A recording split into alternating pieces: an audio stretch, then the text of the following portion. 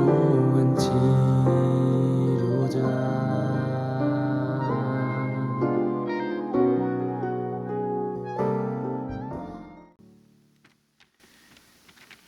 자, 오늘 우리에게 주신 하나님의 말씀 보도록 하겠습니다.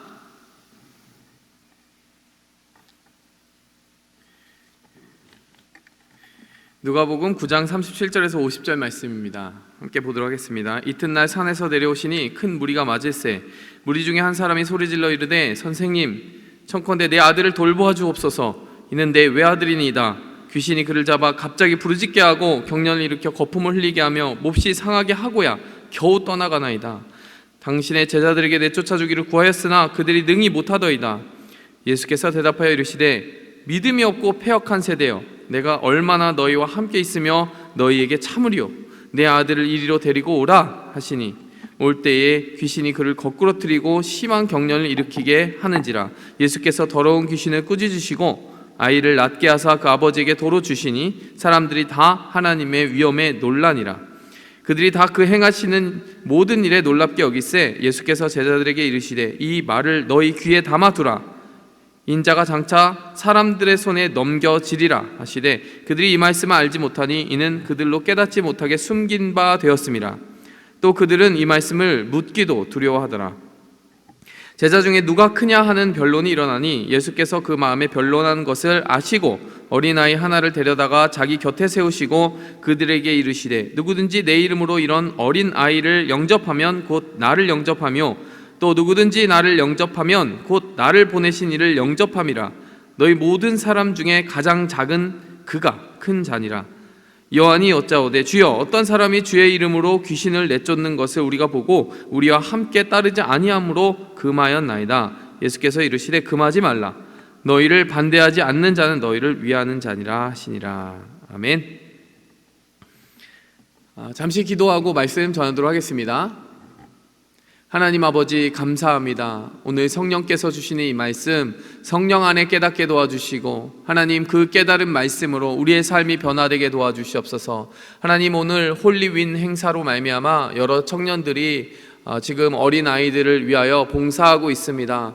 이런 어린아이를 예수 그리스도의 이름으로 영접하면 주를 영접하는 것과 같다고 오늘 말씀을 통해 이야기하셨던 것과 같이 주님 그들의 모든 섬김 가운데 한 사람 한 사람 교회의 미래를 짊어지고 또 하나님의 나라의 다음 세대를 책임질 어린 영혼들이 세워지는 일에 우리 청년들 귀한 섬김을 하나님 기쁨으로 받아주시고 그곳에 찾아온 많은 영혼들, 어린 영혼들이 하나님의 사람이 되고 하나님의 복음과 하나님의 말씀의 따뜻함을 느끼고 가는 좋은 하루가 될 수 있도록 하나님 비전센터에서 이루어지는 모든 활동들을 축복하여 주시옵소서. 하나님 이 말씀 오늘 우리가 정말 우리의 영혼을 살리는 양식과 같이 먹기 원합니다. 하나님께서 우리의 마음을 활짝 열어주시고 우리가 이해하고 깨달을 수 있는 지혜의 문도 활짝 열어주시옵소서. 예수 그리스도의 이름으로 감사하며 기도했습니다. 아멘. 여러분 우리가 지난 시간을 함께 살펴볼 필요가 있습니다. 계속 제가 누가복음을 순차적으로 설교하고 있다라고 여러분들에게 이야기를 해드렸습니다. 지난 시간에 우리가 변화산 사건이라고 하는 한 특정한 에피소드를 살펴보았어요. 여러분 변화산이 무엇입니까? Mountain of Transfiguration. 예수님이 갑자기 다른 형체로 나타나셨다라는 거예요. 예수님이 자신의 본연에 감추어져 있던 신성을 그들에게 가감없이 공개하심으로 말미암아 야고보와 요한과 베드로 그들만 따로 데리고 올라가서 그 산에서 예수님이 하나님의 아들로 오신 그 영광의 비밀한 것들을 가감없이 보여주신 거죠. 뿐만이 아니라 모세와 엘리야라고 하는 율법과 선지자를 대표하는 당시 유대인들이 가장 존경에 맞지 않고 가장 정말 추앙에 맞지 않던 그 지도자들이 갑자기 예수님 양옆에 나타나서 예수님과 대화를 하고 또 하나님 아버지께서 하늘로서부터 큰 음성을 발하여서 예수님에 대하여 그 제자들에게 이는 내 사랑하는 아들이니 너희는 그의 말을 들으라 라고 하는 신령한 체험들을 하는 일이 지난 시간에 있었습니다. 그야말로 신비로운 체험이었어요. 그런데 그 신비로운 체험은 어떤 신화적인 의미로 비유적으로 그곳에 적혀진 것이 아니라는 것을 분명히 하기 위하여 그 전과 엿새죠, 엿새. 6날, 6일 후에 일어난 일이라는 것을 분명히 시점과 장소로 기록한 것이다 라고 제가 지난 시간에 함께 살펴보았습니다. 여러분, 이 알쏭달쏭한 이야기, 정말 신비한 체험을 어떻게 우리가 이해할까라고 했을 때 우리가 크게 두 가지 레슨을 우리가 정리하고 갔습니다. 기도에 대한 교훈을 먼저 받았어요. 예수님은 그냥 가신 것이 아니라 기도하러 가셨다라고 이야기했고요. 예수님이 기도하기 위하여, 하나님과 단독적으로 기도하기 위하여서 산을 찾는 장면이 그 장면이 아니라 수많은 복음서의 수많은 장면에서 반복적으로 나타나는 이야기다라고 하는 것을 우리가 살펴보았습니다. 예수님이 기도하는 그때의 용모가 변화되셨고요. 예수님이 그 내면으로부터 하나님의 본질적인 능력을 발하셨다는 것을 우리가 이야기하면서 기도하는 자의 삶이 변하고 외모가 변한다. 외모가 변한다는 것은 외모의 형태가 변하는 것이 아니라 인상이 변하고 정말 선하고 아름다운 성품이 그 얼굴에도 나타나게 된다는 것을 우리가 살폈습니다. 그런데 그 자리에서 기도하러 가신 예수님 옆에서 제자들은 졸고 있었다는 것을 살펴보면서 예수님은 습관을 따라 기도하는 분이셨는데 이 제자들은 습관을 따라 조는 모습을 보여주었다, 이렇게 이야기하면서 기도에 대한 도전을 우리가 한번 받았습니다. 또 삶의 변화, 순종에 대하여 이야기했습니다. 제자들은 그 신령한 체험을 하고 난 후에 거기에다 텐트를 치고 여기가 좋습니다라고 이야기했지만 예수님이 반복적으로 거듭해서 이야기하셨던 한 교훈을 놓치고 있었어요. 인자가 죄인들의 손에 팔리우고 십자가에 고난받고 그리고 죽어야 된다. 죽은 후에 부활이 있을 것이다.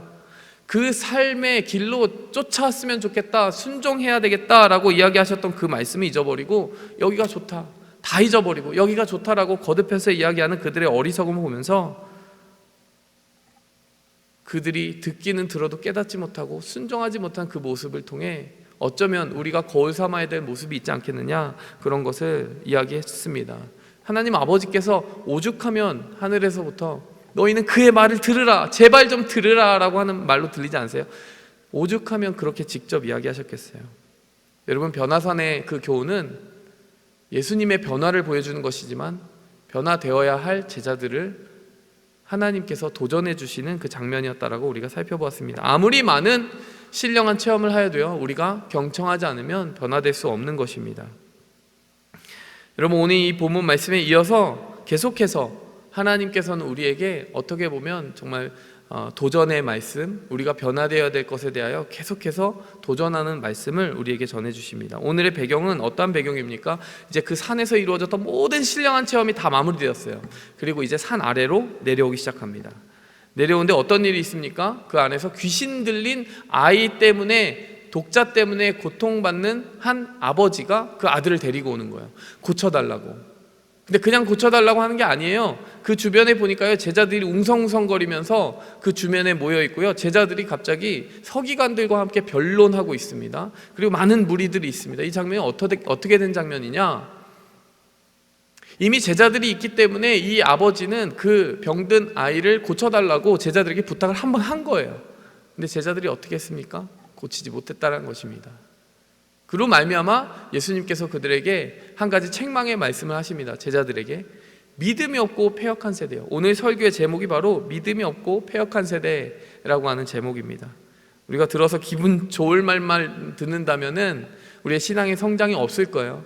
하지만 주님께서 우리를 정말 뼈아프게 책망하시고 도전하실 때 그 말씀의 의미가 무엇인지 곰곰이 묵상하고 우리가 따라가고자 한다면요, 오히려 달콤한 말들보다 우리를 더 성장시키는, 성숙하게 만드는 그런 말씀이 될 수 있습니다. 오늘 이 말씀에 담긴 의미들을 한번 살펴보도록 하겠습니다. 첫 번째로, 이 믿음이 없고 패역한 세대다라고 하는 이 책망은요, 그 제자들의 무능을 고발하는 예수님의 말씀이었어요. 무능을 고발하는 것이다. 여러분, 자초지종을 한번 이렇게 설명해 보니까요, 여러분, 마가복음 9장 14절을 함께 보셔야 돼요. 평행 본문입니다. 같은 사건을 다른 저자에 의해서 기록한 본문을 평행 본문이라고 하죠. 그럼 마가복음 9장 14절에 보니까요, 이 누가복음에 설명되어 있지 않는 자세한 장면에 대한 묘사가 나와 있어요. 자, 14절에 보니까 이에 그들이 제자들에게 와서 보니 큰 무리가 그들을 둘러싸고 서기관들이 그들과 더불어 변론하고 있더라. 논쟁하고 있었어요.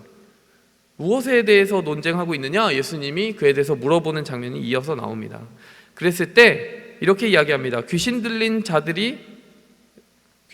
그 아들을 데리고 온 아버지가 고쳐달라고 했는데 못 고치더이다. 여러분, 서기관들은 무엇에 대하여 제자들과 변론, 소위 말해 아규먼트, 논쟁을 했을까요? 아마 서기관들 그리고 바리새인들은 예수님을 대적하는 사람들이었기 때문에 그것이 좋은 기회라고 생각했을 거예요. 이거 봐라, 이들은 그냥 이단일 뿐이다. 이들은 아무런 실체가 없는 주장을 하면서 무리를 모으고 선동하는 자들일 뿐이다.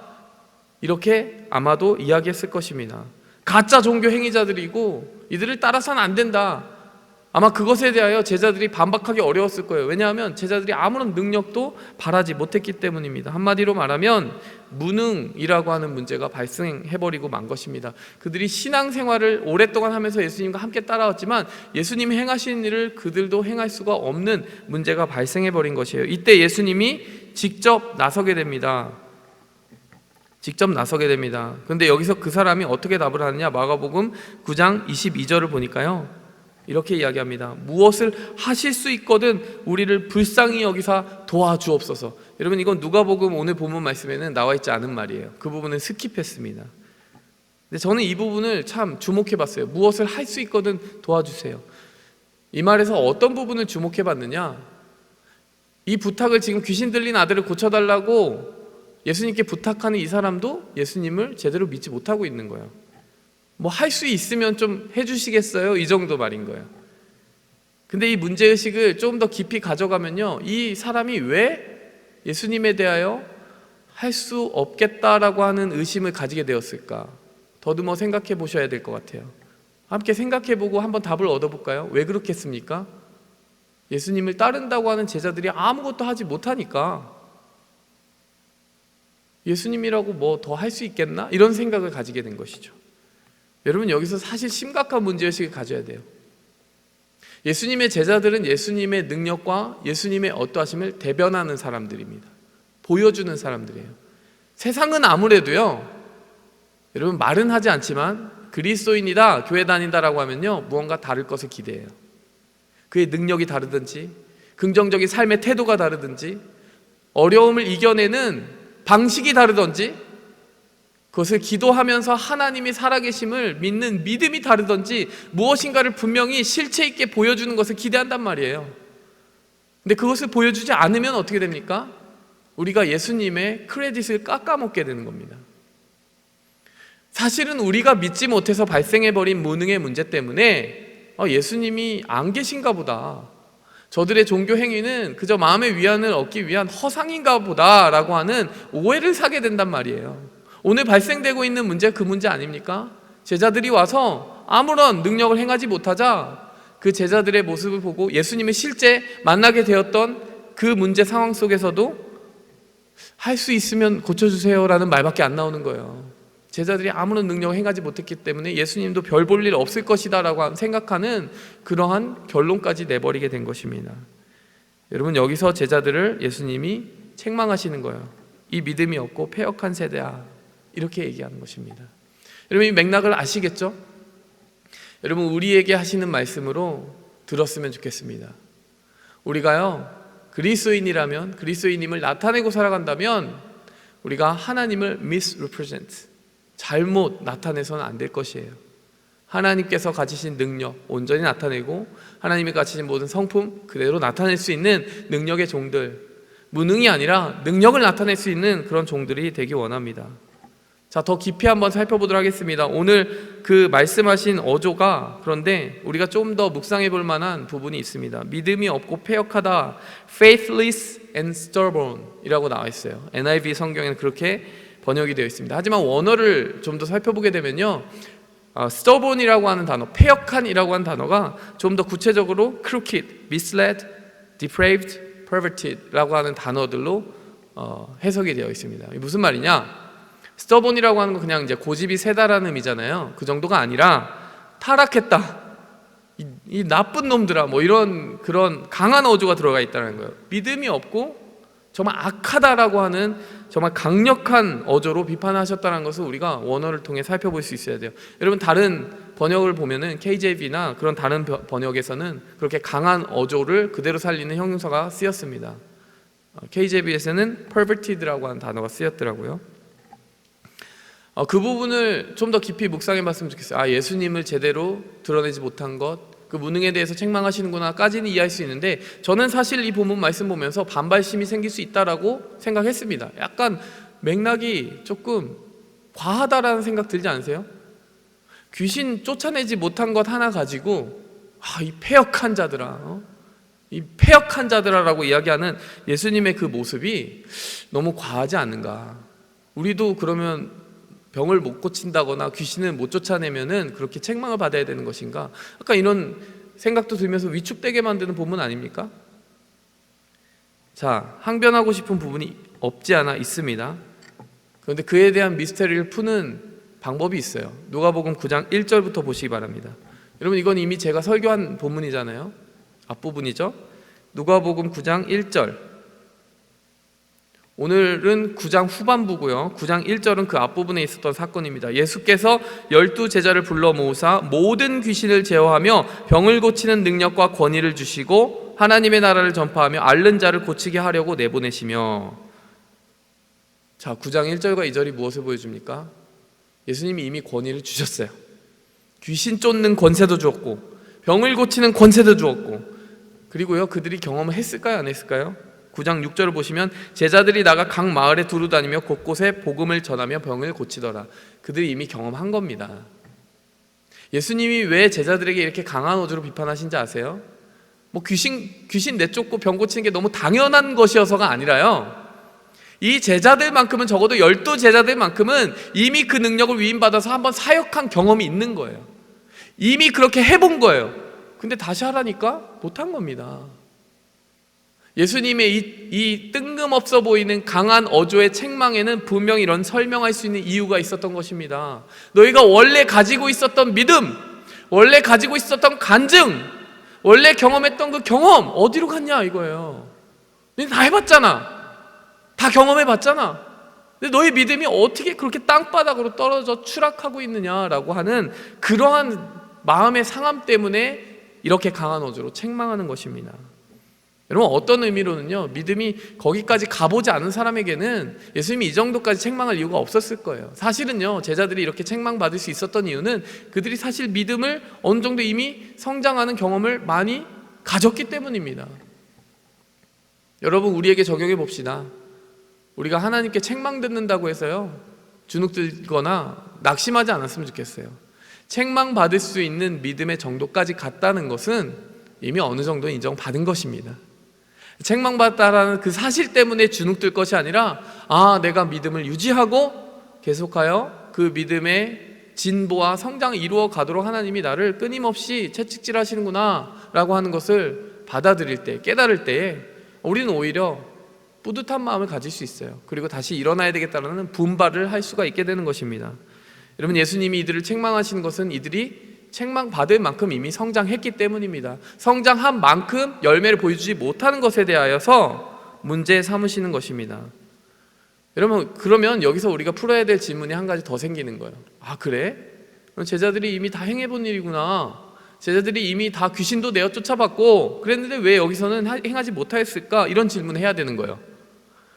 여러분, 질문하시면서 말씀을 읽으시기 바랍니다. 평행본문인 마가복음 9장 28절에서 29절을 보면은 그 질문에 대한 답을 줄 수 있는 열쇠가 있어요. 제가 읽어드리겠습니다. 마가복음 9장 28절에서 29절. 집에 들어가심에 제자들이 조용히 묻자오되 우리는 어찌하여 능히 그 귀신을 쫓아내지 못하였나이까? 이르시되 기도 외에는 다른 것으로 이런 종류가 나갈 수 없느니라. 여러분, 오늘 누가복음은 같은 사건을 묘사하고 있지만 굉장히 축약해서 이야기하고 있다고 했잖아요. 마가복음에 보니까요, 그 뒤에 엔딩 크레딧까지 나왔어요. 뭐라고 나오냐면은 제자들이 고민이 너무 된 거예요. 예수님은 이렇게 능력 있게 사역하셨는데 왜 우리는 지난번에 해본 일을 왜 하지 못했을까? 너무 궁금했던 거예요. 그래서 질문했습니다. 질문해야 되지 않겠어요? 궁금하지 않겠어요? 왜 우리는 쫓아내지 못했습니까? 그랬더니 예수님이 이렇게 답해 주신 거예요. 기도 외에는 다른 것으로는 이러한 일이 벌어질 수가 없다. 자, 정리해 볼까요? 예수님이 화내셨던 진짜 이유는 뭐라고요? 첫 번째, 이미 능력을 받은 사람들이기 때문에. 두 번째 뭐예요? 그들이 능력을 발휘하지 못한 이유는 기도가 없었기 때문이다 라고 하는 이유. 여러분, 이것이 우리에게 주는 깨달음이 무엇입니까? 이미 큰 믿음을 가지고 어떠한 하나님의 일을 감당할 수 있는 능력이 있고 간증이 있다 할지라도요, 여러분, 기도하지 않으면 그 믿음이 어떻게 된다는 겁니까? 그 믿음이 항상 같은 상태로 저절로 유지되어 있는 것이 아니라 믿음이 내려가게 된다는 거예요. 여러분, 이것을 가지고 우리가 배울 수 있는 게 뭐예요? 예수님은 지금 이들의 능력 없음을 책망하는 것이기도 하지만 좀 더 깊이 이들의 문제에서 무엇을 책망하고 있는 것입니까? 이들이 능력을 발휘하지 못한 근본적인 이유, 기도 없음. 기도 없음을 책망하시는 거예요. 귀신 못 쫓아낼 수 있어요. 근데 이들만큼은 다르다는 거예요. 이미 쫓아봤다라는 겁니다. 근데 쫓아내지 못하게 되게 된 이유는 그들이 기도하지 않았기 때문이라는 거예요. 뭐 하고 있었습니까? 변화산 갔을 때도 자고 있었잖아요. 너무나 안주해버린 겁니다. 예수님의 제자이고 예수님이 우리를 칭찬했고 인정했다라는 그 결론을 내려버리고 더 이상 뭔가 성장해야 된다라고 하는 분발심을 가지지 못함으로 말미암아 나태함에 빠지고 기도하지 않음으로 말미암아 그들의 믿음이 쭉쭉 내려갔다라는 것입니다. 여러분, 이것을 예를 들어 생각해 보자면 마치 근육 운동과 같은 거예요. 여러분, 한때 내가 건강한 몸을 가지고 운동해서 건강을 찾았다고 해서 그 건강이 저절로 유지가 됩니까? 여러분, 그 건강을 계속 유지하기 위해서는요, 계속 근육에 텐션을 주기 위해서는 무거운 것을 들어야 돼요. 계속 그 자리에 올라가서 생동감 있게 내 건강을 유지하기 위해 애써야 된다는 것입니다. 여러분, 우리에게도요, 우리의 믿음이 처음 믿음이 그냥 믿음이 아니라 계속 변화된다는 것을 우리는 경험하고 있지 않습니까? 여러분, 수련회 갔다 오면 어때요? 기도 굉장히 많이 하고 왔기 때문에 정말 하나님의 임재를 체험하고 온 기억이 생생합니다. 근데 여러분, 1개월, 2개월 지나고 나면 어떤 일이 벌어집니까? 그때 그 생생했던 감정들이 점점 죽어지기도 하고요, 기도가 말라가기도 하고요, 더 나아가서 믿음이 점점점 약해지기도 해요. 이것은 너무나 자연스러운 일이라는 거예요. 예수님이 우리의 믿음 없음보다는요, 우리의 기도 없음에 더 실망하실 때가 있습니다. 왜? 기도하면 하나님은 계속해서 믿음을 공급해 주실 것이기 때문이에요. 기도하는 가운데 하나님을 만나면 계속해서 그 능력이 공급될 것이기 때문입니다. 여러분, 기도하지 않으면 능력이 공급되지 않습니다. 여러분, 바람을 만들 수 있는 능력이 선풍기에 있습니까? 그렇죠? 선풍기의 모든 구조와 메커니즘이 바람을 만들 수 있는 능력을 보유하게 만들고 있죠. 하지만 바람을 만들 수 있는 능력은 선풍기 자체에는 없습니다. Yes and no예요. 바람 만들 수 있지만 만들 수 없습니다. 왜? 연결되어 있을 때만 만들 수 있는 것이죠. 여러분, 우리도 마찬가지입니다. 기도할 때야만이, 하나님의 임재와 동행할 때만이 생생한 하나님의 역사하심이, 인격이 내 안에 쏟아져 들어오고 그 하나님의 인격이 느껴질 때야만이 내가 믿음의 말을 말할 수 있고 능력의 행위를 실천할 수 있게 된다는 것입니다. 여러분, 지식뿐인 믿음은 무능한 믿음이 됩니다. 성경을 너무 잘 읽어서 예수님 병자 고치셨지, 다 알아요. 근데 실제로 믿음을 행하라 하면 행하지 못하는 거예요. 왜? 어느새 다 사라져 버렸기 때문에. 살아있는 믿음이 아니라 그저 화석화된 지식만 남아있기 때문에. 예수님은 십자가 지신 하나님의 아들이고 부활하신 그리스도입니다. 누가 말 못합니까? 근데 그것이 살아있는 나의 믿음으로서 경험되고 체험되는 것은 늘 기도 안에서만 가능한 것입니다. 여러분, 제가 오늘 이 본문 말씀에서의 그 상황을 동일하게 경험했던 한 경험이 있어요. 제가 2007년에 인도로 선교여행을 갔습니다. 그때 팀이 12명이었는데 정말 많은 마을을 돌아다녔어요. 가는 곳곳마다 개미집처럼, 제 개미집이라고 이렇게 비유할 수 있는 게 적절한지 모르겠지만 마을이 불과 10분 떨어진 마을들이 컬처가 다 다른데요, 그 중에 한 마을이 크리스찬 마을이었습니다. 오늘 그의 우리 팀이 갔던 마지막 행선지가 크리스찬 마을이었어요. 근데 그 크리스찬 마을에서 너무나 많은 갈급함을 가지고 사람들이 몰려오는 거예요. 병든 사람들, 아이들 다 몰려와가지고 기도를 받기 시작했습니다. 근데 그날 너무나 피곤한 날이었어요. 이제 12명이 흩어져서 일정한 거리를 두고 그 무리에 휩싸여가지고 기도를 하기 시작했습니다. 정말 기도에 능력이 있는 형이 있었어요. 근데 그 형이 나중에 말하기를 자기는 주기도문만 속으로 외우고 있었대요. 너무나 피곤해가지고 그냥 손 얹고 기도하는데 기도할 힘이 없어가지고 체력이 없어서 그냥 주기도문만 말하고 있었다는 거예요. 제가 한 10m 정도 거리를 두고 그 형 뒤에서 기도하고 있었어요. 아이들이 막 몰려와가지고 둘러싸서, 저 아직도 사진을 가지고 있습니다. 아이들이 손을 다 얹어요. 이렇게 손을 내밀면 10명이 손을 얹어가지고 저를 보고 있어요. 기도하는데 눈 뜨고 저를 보고 있어요. 뭐라고 기도하나 뭐 들으려고 하는지. 그날 정말 피곤한 날이었는데 갑자기 이상한 일이 벌어졌어요. 제가 아직도 이해하기 좀 어려운 일입니다. 그 형이 10m, 분명히 10m 앞에서 기도하고 있었는데 갑자기 공중으로 휙 떠서 날아오는 거예요. 사람 몸이 그렇게 떠서 날아오는 건 저는 처음 본 것 같습니다. 휙 떠서 날아서 마치 그 볼링공이 볼링핀을 치듯이 제 앞에서 기도하고 있던 아이들을 추추죽 치고 쓰러지는 겁니다. 너무 황당한 일이 일어나서 접수가 안 되는 거예요. 무슨 상황이지? 근데 그 형 표정을 보니까 그 형도 접수가 안 되는 것 같아요.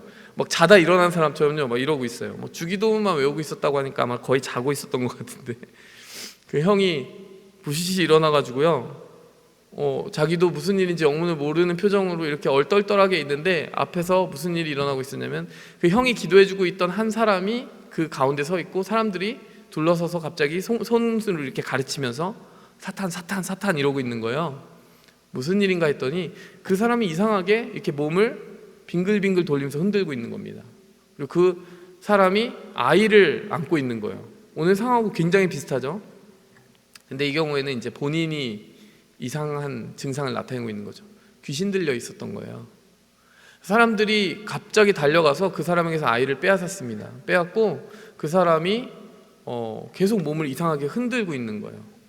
근데 그때 어떻게 했느냐, 우리 모든 팀이 갑자기 누가 가서 기도합시다라고 하지 않았어요. 12명이 갑자기 탁 고개를 들더니 한 곳으로 갑자기 모이는 거예요.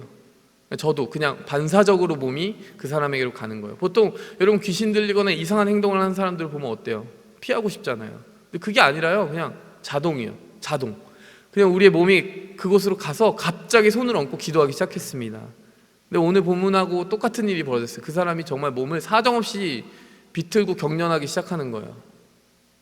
우리가 계속 더 큰 소리로 기도하기 시작했어요. 방언하고 뭐 기도하기 시작했습니다. 그러니까 갑자기 언제 그 몸을 이렇게 경련했느냐 싶게 갑자기 축 늘어져 버리는 거예요. 이 사람 죽었나? 죽었나인 줄 알았어요. 몸을 너무 안 움직이고 죽은 사람처럼 가만히 있길래 저는 그때 굉장히 그 신기한 체험을 했습니다. 갑자기 그 사람이 이렇게 축 늘어지는 그때에 정말 제가 맡아보지 못한 악취라고 해야 되나요? 악취가 제 코를 확 지나가는 거예요.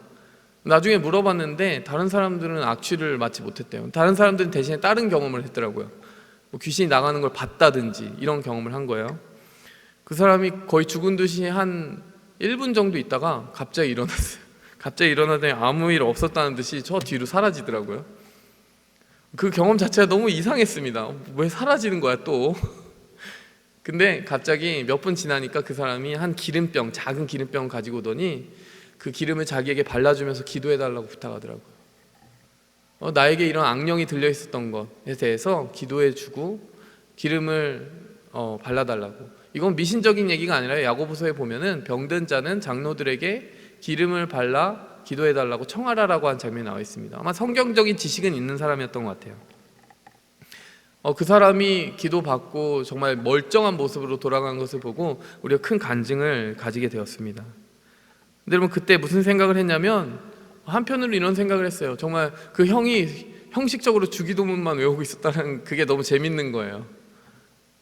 그 순간만큼은 살아있는 어떤 능력을 가지고 기도한 게 아니었던 것이죠.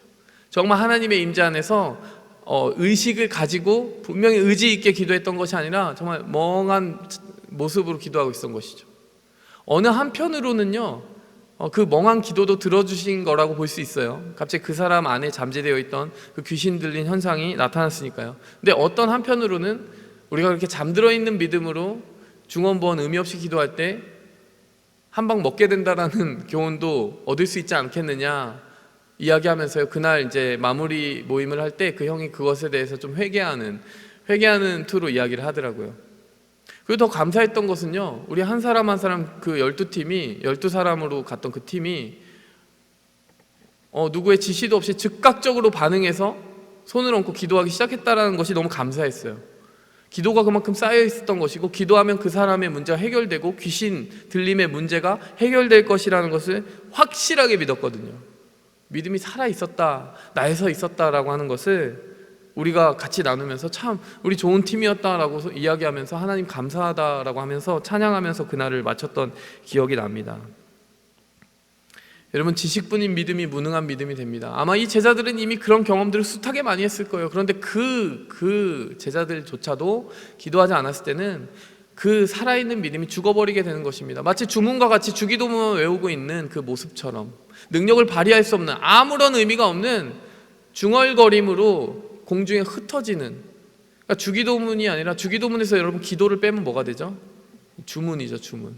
많은 사람들이 주기도문을 주문처럼 외우는데 그렇게 실제 알맹이는 없는, 능력 없는 믿음이 되어버릴 때가 많다는 것입니다. 여러분, 우리의 삶 속에 얼마나 많은 기도가 실제 나의 마음의 무게를 확실히 담고 있는지, 그렇지 않은지에 대해서 점검해 보아야 될 때가 되지 않았나 생각이 듭니다. 여러분, 평행 본문에서는요 더 자세하게 설명하고 있는 장면이 있습니다. 어떤 장면이 있냐면, 이 아이의 아버지가 이렇게 이야기합니다. 할 수 있거든, 무엇을 할 수 있거든 고쳐주세요 라고 했을 때 예수님이 할 수 있거든이 무슨 말이냐, 믿는 자에게 능치 못함이 없다 라고 이렇게 이야기하시고요, 도대체 할 수 있거든이 뭐냐, 할 수 있으면 해달라는 게 도대체 무슨 말이야, 믿는 거야 안 믿는 거야, 나는 너에게 믿음을 보기 원해. 예수님이 그렇게 말씀하셨을 때 그 분이 이렇게 이야기합니다. 내가 믿습니다, 믿음 없음을 도와주소서. 그 말이 참 인상적이더라고요. 왜? 우리의 상태가 때로 그 상태 아닙니까? 믿고 싶은데 안 믿어져요. 근데 그 문장이 의미심장한 이유는 그것입니다. 나 믿어지지 않아요 라고 시작한 것이 아니라 믿습니다 라고 시작해요. 나 믿을게요 라고 시작하는 거예요. 믿을게요, 믿음 없음을 도와주세요. 자, 이 말을 풀이하면 어떻게 풀이할 수 있습니까? 믿어지지 않지만 믿겠습니다. 그런데 믿어지지 않는 그 상태에 대하여 예수님의 도우심이 필요합니다. 여러분, 그 말을 기쁘게 받으시고 예수님이 바로 치유해 주신 것입니다. 오늘 본문 말씀에서 그 대화가 조금 생략이 돼 있어요. 근데 마가복음에는 구체적으로 들어가 있는 것입니다. 여러분, 여기서도 동일하게 볼 수 있는 게 무엇입니까? 우리의 믿음 없음 자체를 책망하지 않으세요. 하지만 그 믿음 없음을 가지고 씨름하지 않는 우리의 태도, 믿음을 달라고 구하지도 않는 태도, 그것을 확인해 보려고 하지 않는 태도에 대해서는 분명히 문제 삼으신다는 것입니다. 많은 사람들이 내가 믿어지지 않아요 라고 그 불신의 문제를 가지고 저에게 다가온 때가 있어요.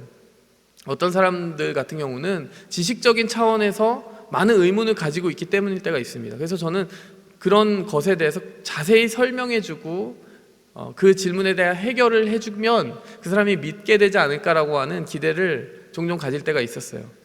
그런데 지식의 문제와 이 믿음의 문제가 또 별개라는 것을 언제 알았느냐, 그 사람이 모든 의문이 다 해결됐다고 한 그 순간에도 믿지 않는 거예요. 그런 경우에 보면서 믿음이 지식의 문제, 이해됨의 문제를 넘어서서 결단의 문제구나. 믿습니다, 믿겠습니다, 믿음 없음을 도와주소서. 여러분, 믿음은 그냥 우리가 다 이해된다고 해서 저절로 생겨나는 것이 아니라요, 수동적으로 우리가 믿음이라고 하는 것이 저절로 생겨나는 것이 아니라요, 믿음 없음을 도와주소서, 제가 믿겠습니다 결단하며 나아가는 사람에게 나타나는 하나님의 주시는 선물이라는 것을 우리는 기억해야 될 것입니다. 여러분, 이 상황을 한마디로 적용을 하면서 정리를 해보겠습니다. 예수님이 이 믿음 없고 패역한 세대야 라고 이렇게 제자들을 강렬하게 꾸짖으신 이유, 첫 번째, 이미 능력을 받았으니까 왜 받은 능력을 다 잊어버린 것처럼, 경험 없었던 것처럼 그렇게 살고 있느냐. 두 번째, 그들의 기도 없음 때문에. 세 번째, 그들의 믿음 없음 때문에. 여러분, 연결지어서 한 문장으로 말해볼까요? 이미 받은 능력이라도 기도가 없게 되면 결국 믿음이 없어지게 되고, 믿음 없음으로 말미암아 능력이 없어지게 된다.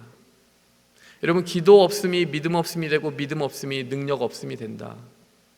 이미 많은 경험과 간증이 있는 사람이라 할지라도요, 경계를 받아야 되는 그런 부분입니다. 우리가 신앙생활 하다 보면 신앙생활 하다 보면 그런 무뎌짐과 게으름이 가장 큰 적으로, 복병으로 우리를 쓰러뜨릴 때가 있음을 기억하시기 바랍니다. 여러분, 우리가 제가 본문을 좀 더 길게 잡았는데 그 뒷부분은 제가 나중에 더 설교를 하겠어요. 오늘의 본문 말씀을 통해서 저는 한 가지 메시지에 답을 한 것입니다. 무능에는 이유가 있다. 무능한 것은 믿음 없음은 기도 없음으로 말미암음이다. 이런 답을 내리고 한 것입니다. 이제 다음 본문들을 가지고는 제가 다른 포인트를 이야기할 텐데요. 무지에는 이유가 있다. 그리고 무례함에는 이유가 있다. 그러면 그들의 모습 속에 나타나는, 제자들의 모습 속에 나타나는 그 예수님의 책망받을 만한 여러 모습들을 우리가 그 다음에 또 추가적으로 살펴볼 텐데요.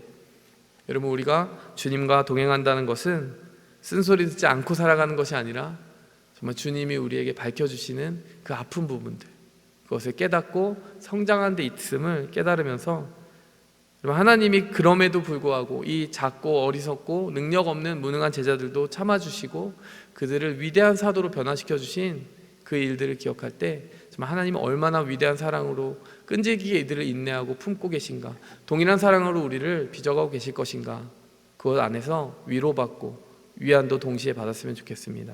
말씀을 맺으면서 기도하도록 하겠습니다. 하나님 아버지, 감사합니다. 그 변화산에서의 영광스러운 예수님의 모습을 보고 내려온 그 세 제자들과 또 나머지 제자들 전부 다 한심한 모습으로 화석화된 믿음, 의미 없는 믿음, 내용 없는 믿음으로 능력을 발휘하지 못함으로 말미암아 예수님마저도 능력 없는 존재처럼 비춰지게 만드는 오늘의 이 현실을 만들었습니다. 때로는 하나님, 우리가 예수님 믿는다고 신앙생활 한다고 그렇게 알려져 있지만 세상과 아무런 차이가 없는 성품과 능력으로 살아감으로 말미암아 예수님의 크레딧을 깎고 예수님의 얼굴에 누가 되는 일은 없는지 반성합니다.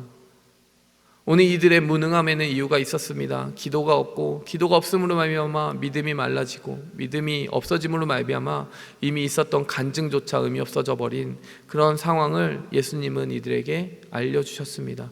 한 번 믿음을 그대로 저절로 지켜지는 믿음으로 생각하지 아니하고 오늘 하루 살아있는 모든 순간순간마다 깨어서 묵상하고 기도함으로 말미암아 하나님과의 동행으로 지켜나감으로 말미암아 오늘 하루를 정말 낭비하지 않고 계속하여 끊임없이 성장하기 위해 애쓰는 우리가 되게 도와주시옵소서.